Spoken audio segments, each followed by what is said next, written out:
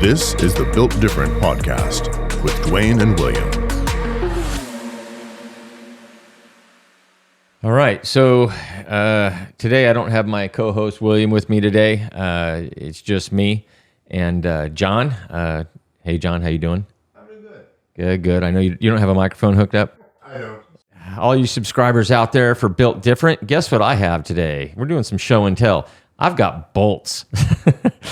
Bolts are our friends because what do bolts do? What are bolts? Bolts are fasteners. Bolts are very strong. They're steel, and they fasten things together, and they hold things together. Sometimes they hold them down. Sometimes they hold them together. Sometimes they hold them on top of things. But bolts are our friends, and especially in earthquake areas, and pretty much anywhere where there's a high, anywhere in the U.S., you should be bolting down a house because wind can push against your house and pull up on your home and pull your home off the foundation. Our hearts and prayers go out to everybody. I'm going to take the opportunity right now. Hearts and prayers go out to everybody in North Carolina and on the East Coast. The hurricane situation out there was just devastating, and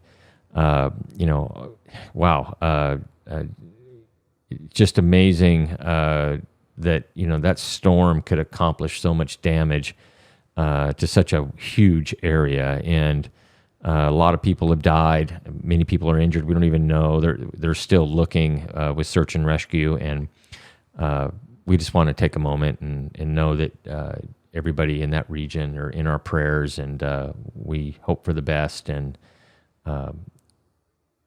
definitely hope that you can recover from that as soon as possible, and hope that you're safe where you're at now. So the wood frame walls on a home sit on what we call a sill plate, which is essentially a 2x4. It can be a 2x6. And these bolts are embedded into the concrete of the concrete stem wall, which is your foundation. That sill plate it gets a hole drilled into it and sits and is seated on one of these bolts. And then a washer, these washers are no longer allowed. You have to have bigger washers now. But then the washer goes on top and the bolt tightens down onto the sill plate. And you can see it's kind of angled in here. There's different kinds. This one's got a different kind of angle to it. This is a Simpson strong tie bolt. And they have different ratings and whatnot, but they're about the same size. And that's what bolt is bolting your house down or holding your home down, whether it's an earthquake and helping keep it from coming off its foundation if the house sways or moves back and forth or shakes, or whether or not wind load tries to grab your roof or pushes against the side of your house. This bolt will help keep it down. Then we have this kind of a self-tapping bolt. If you can see that it's got a different kind of a ridge to it. So what this bolt in itself taps, what this bolt is used for is on older homes that weren't built in a way where it was bolted down from the original construction. You can actually do a retrofit, come out, and they can tap these down in with the washer and bolt your foundation down using a self-tapping bolt. So you can still do it if the original construction didn't have these. If you can't get access to actually fit this down into the sill plate, because sometimes there's just not clearance, they have these things made by Simpson Strong Tie, and then the bolts will go into the side horizontally instead of vertically down. They'll come in horizontally and fasten the sill plate to the concrete stem wall or foundation of the home. These are very popular, very effective. This is called a universal foundation plate. There's a label on it here, and these are constructed and made by Simpson Strong Tie. They have different things to them. If you notice, they have these places where you can put the bolts, and then you have these holes here. When our rep came out and spoke to us at Simpson Strong Tie, I asked him, what are these diamond holes for? And he told me that if you have a 2-story home, then you want to bolt a bolt through the diamond hole. It helps it even more. So there's different ratings. These are all structurally engineered and a really good design. There's different variations of it.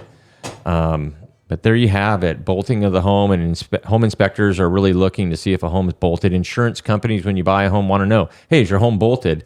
Well, that just means that when you go underneath the house, you need to look to see if it's bolted. On concrete slabs, we typically just assume they're bolted because all of those were typically installed or built, newer. But even if the home was built in the 20s or 30s and it was on a concrete slab, which some were, we're not going to assume are bolted. But you can't see inside the walls, so it's really hard to tell. You'd have to do some destructive testing, cut out some walls, and take a look to really verify that. And so, but that doesn't happen very often. So there you have it, bolting. I got one more thing I want to show and do some show and tell on today, John. This is something that I like to teach a lot of new inspectors about, especially here in California. I've never heard of this kind of a roofing tile being installed out of California, but there was a company back in the early 80s that claimed that they had a composite shingle or a tile that you could install and would last the lifetime of your home. It was a bodacious claim, and a lot of people bought it. Well, there was lo and behold, guess what? Within 10 years, these things started to deteriorate. There was a class action lawsuit. The company was sued out of existence. There were some people got some money because they had some money before they closed up, but it's all gone now. And this is called the Cal Shake shingle. There is an embossing on it where it says Cal Shake on the shingle. You probably can't see it through the camera.